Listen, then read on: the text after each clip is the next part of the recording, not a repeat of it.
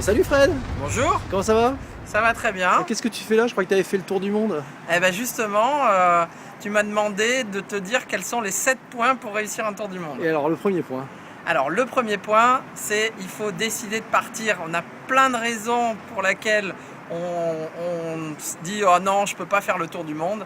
Et ben en fait, c'est pas si difficile de partir.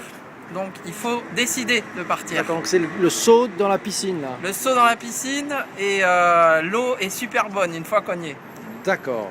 Le point numéro 2. Alors le point numéro 2, c'est de prévoir son budget, mettre de l'argent sur un compte, louer sa maison ou son appartement. Il faut quand même organiser la partie financière.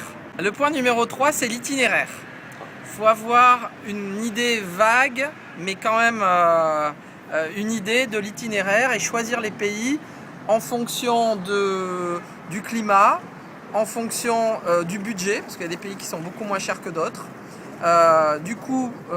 Éventuellement prendre un billet d'avion tour du monde. Comment on fait pour ça existe un billet d'avion tour du monde? Ouais, il y a des billets d'avion tour du monde qui sont vraiment bien si tu veux aller en Amérique du Nord, du Sud, en Océanie. En revanche, en Asie, non, il y a plein de low cost, de compagnies low cost, et il vaut mieux prendre un billet sec et ensuite voyager en Asie avec des low cost, ça coûtera moins cher.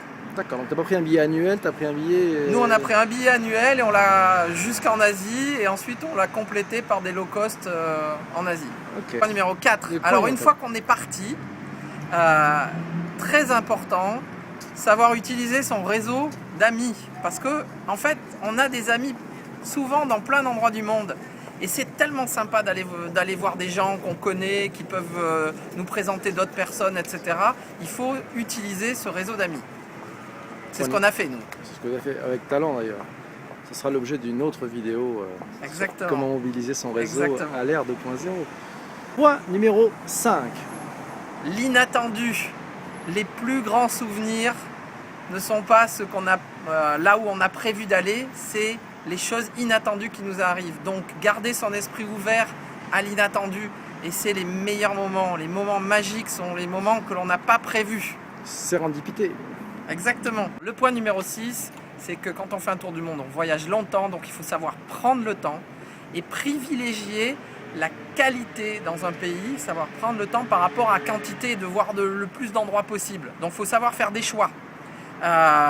Et on n'est pas dans un rythme de vacances, c'est pas des vacances. C'est vraiment un voyage à la différence des vacances, donc il faut savoir prendre le temps, rester dans des endroits qui nous plaisent. Et donc être flexible. Point numéro 7, c'est de savoir réussir son retour. Parce qu'en fait, il est beaucoup plus difficile de revenir que de partir, sachant qu'il est déjà difficile de partir. Donc, savoir revenir, c'est probablement imaginer un nouveau projet qui va vous permettre de repartir d'un bon pied dans une nouvelle vie, parce qu'un tour du monde, ça change la vie, ça fait voir les choses de manière totalement différente.